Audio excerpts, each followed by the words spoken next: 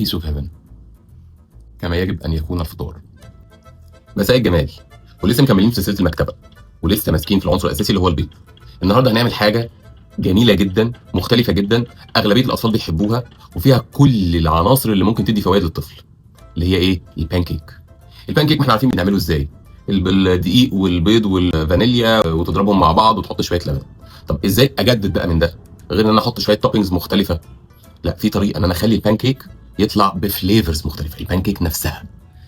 ما تيجي نشوف. اول حاجه كوبايه دقيق، نص او تلت كوبايه سكر بودره، نص كيس بيكنج باودر، شويه فانيليا، وبيضتين.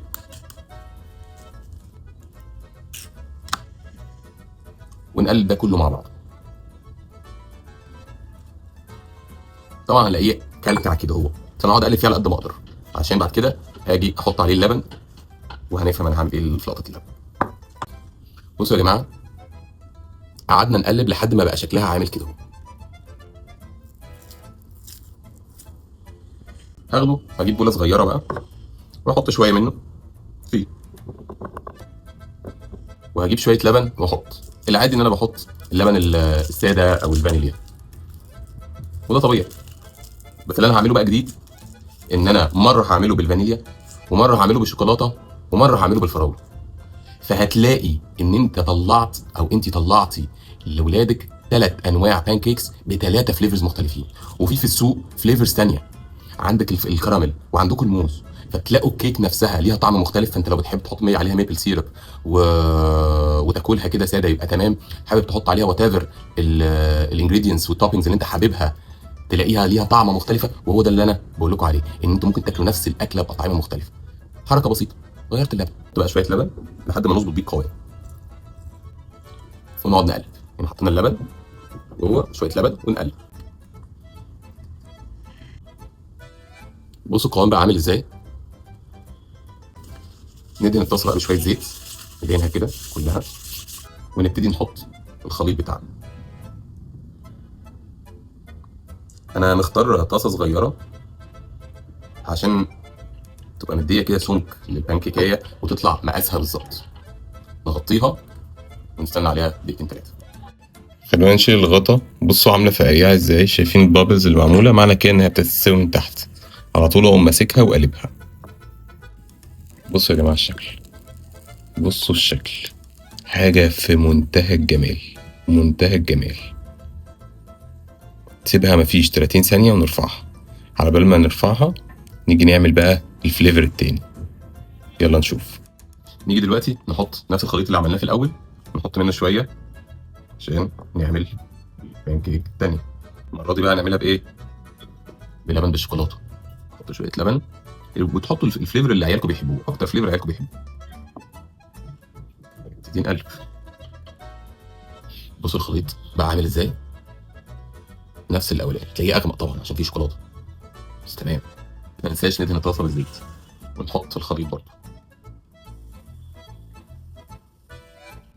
ونغطي، ونسيبها لحد ما نلاقي الفقيعه بتاعه الهواء ابتدت تطلع منها. تعالوا نبص عليها بقت عامله ازاي. شايفين يا جماعه؟ اول ما نلاقي الفقيعه كده هو نبتدي نقلب على طول.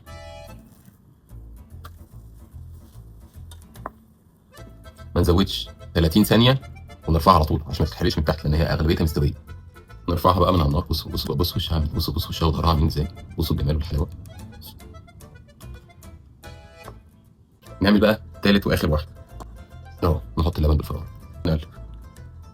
بنعمل نفس البروسيس، ما فيهاش اي حاجه اكتر من ان احنا بنغير اللبن بس كده. ونطلع التالتة والاخير. بصوا المنظر عامل ازاي. 3 بانكيكس ب3 فليفرز مختلفين، شويه زينه، توبينجز عليهم، هتبقى احلى طعم. لقيت شويه فراوله وموزه وعسل، زبده، فقلت خلاص نزينهم بدول. تعال نشوف بقى نزينهم ازاي ونعمل بيهم ايه. ارضيه فراوله، نجيب الموزايه برضه نقطعها،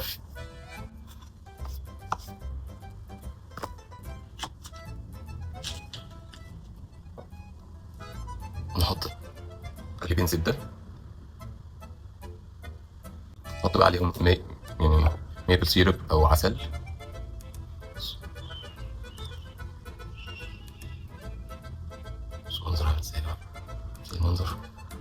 عسل برضو، احط عسل على الموز والفراوله برضو. بعدين نجيب شويه الفراوله اللي احنا مقطعينهم كده هو شرايح، نزين بيهم. شويه الموز الناحيه التانيه. لو في عندنا بقى اي شوكولاته نقدر نحطها برضو. المنظر يبقى عادي. ناقص ندوق. يلا بينا ندوق.